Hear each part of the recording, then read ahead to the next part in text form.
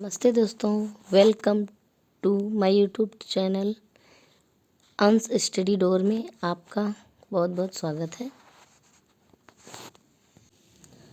चलिए दोस्तों, आगे की दो वीडियो में हम प्रत्याहार के बारे में जान चुके हैं, तो अब चलते हैं इस वीडियो में, देखते हैं वर्णों के बारे में। वर्ण कितने प्रकार के होते हैं?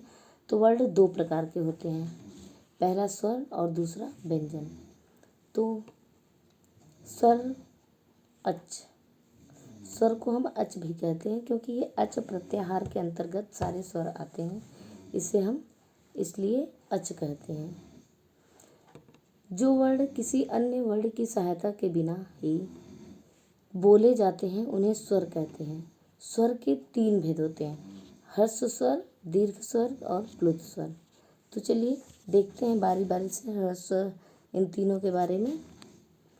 ह्रस्व स्वर, ह्रस्व स्वर जिन स्वर के उच्चारण में एक मात्रा का समय लगे उसको ह्रस्व स्वर कहते हैं। ये संख्या में 5 हैं, जैसे अ, ई, उ, री और री। इन्हें मूल स्वर भी कहते हैं। ये पांचों स्वर जिसे हम मूल स्वर भी कहते हैं। फिर दूसरा नंबर है दीर्घ स्वर। दीर्घ स्वर की क्या विशेषता है कि दीर्घ स्वर में जिस स्वर के उच्चारण में 2 मात्राओं का समय लगता है उसे हम दीर्घ स्वर कहते हैं। इनकी संख्या 8 होती है, आ, ई, उ, री, ऐ, ओ तथा औ। इनमें से री ध्वनि जो हो का दीर्घ रूप री केवल वेदों में प्राप्त होता है। हिंदी वर्णमाला में री का प्रयोग नहीं होता, लेकिन संस्कृत में री का प्रयोग होता है, जिसमें री का दीर्घ वेदों में ही प्रयोग होता है और वेदों में ही हमें मिलेगा और लौकिक संस्कृत में इसका प्रयोग नहीं मिलेगा। तो अंतिम 4 वर्णों को जो ए, ऐ तथा ओ, औ, ये जो अंतिम 4 वर्ण हैं इन्हें हम संयुक्त वर्ण कहते हैं, संयुक्त स्वर कहते हैं। क्यों? क्योंकि ये 2 स्वरों के मेल से बने हैं। तो चलिए देखते हैं कौन सा वर्ण कौन से 2 स्वरों के मेल से बना है। इसमें ये है, देखते हैं। जैसे अ और ई से ए बना हुआ है, अ और ए से मिलके ऐ बना हुआ है, अ और उ से ओ बना हुआ है, अ और ओ से मिलने के बाद औ बना हुआ है। और इसके बाद फिर नंबर 3 है प्लुत स्वर। तो प्लुत स्वर जो है वो देखते हैं इसके बारे में। प्लुत किसे कहते हैं? जिस स्वर के उच्चारण में 3 या उससे अधिक मात्राओं का समय लगे उसे प्लुत स्वर कहते हैं। जब किसी व्यक्ति को दूर से पुकारते हैं, बहुत ज़्यादा सांस खींच के दूर से पुकारते हैं, तब संबोधन पद के अंतिम वर्ण को 3 मात्रा का समय लगाकर बोलते हैं, तो उसे भी हम प्लुत स्वर कहते हैं। प्लुत स्वर लिपि में प्लुत स्वर को 3 की संख्या से दिखाया जाता है। उदाहरण के लिए ए ही कृष्णा, तो यहाँ पे ए ही कृष्णा मतलब जोर से बुलाने में करेंगे तो यहाँ कृष्णा पे 3 लगा हुआ है, मतलब यहाँ प्लुत स्वर है। अत्र गौस चरती, मतलब ए ही कृष्णा अत्र गौस चरती, हे कृष्णा गाय यहाँ चरती है। ओम, मतलब यहाँ ओ में 3 मात्रा लगी है, मतलब ओ में प्लुत स्वर लगा है। ओकार के उच्चारण सर्वत्र प्लुत ही होता है, क्योंकि इसे हम सांस खींच के लंबे समय में बोलते हैं। तो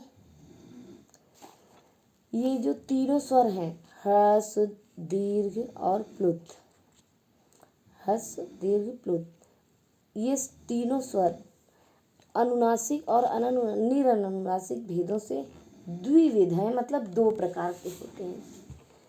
तो मतलब अनुनासिक सभी दीर्घ, ह्रस्व, दीर्घ और प्लुत, और निरनुनासिक सभी ह्रस्व, दीर्घ और प्लुत। सब जितने ह्रस्व हैं उतने ही दीर्घ हैं, उतने ही प्लुत, अनुनासिक किसके भेद हो गए। तो देखते हैं अनुनासिक किसे कहते हैं। जिस स्वर के उच्चारण में मुख के साथ नासिका की भी सहायता ली जाती है उसे अनुनासिक स्वर कहते हैं।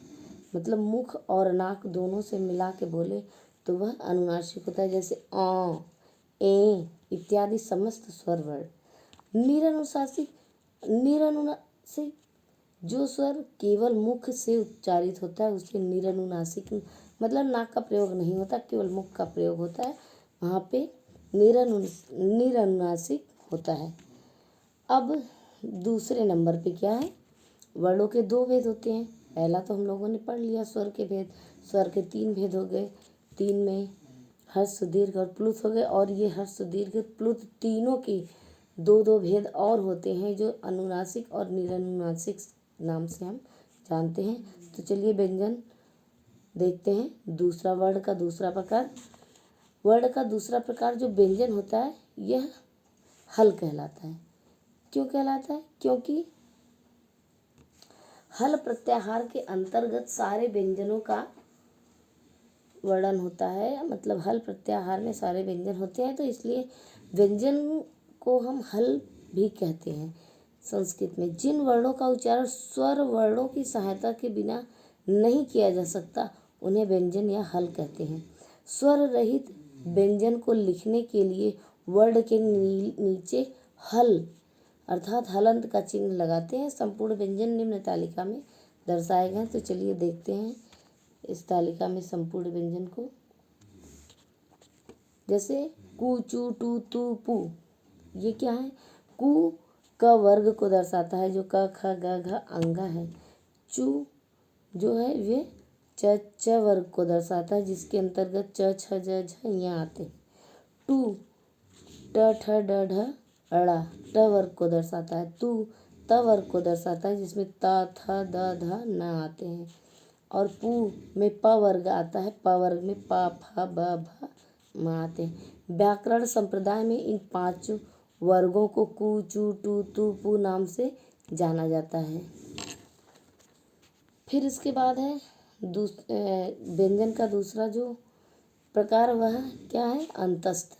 अंतस्थ के अंतर्गत चार वर्ण आते हैं, य र ल व। और फिर तीसरा है ऊष्म।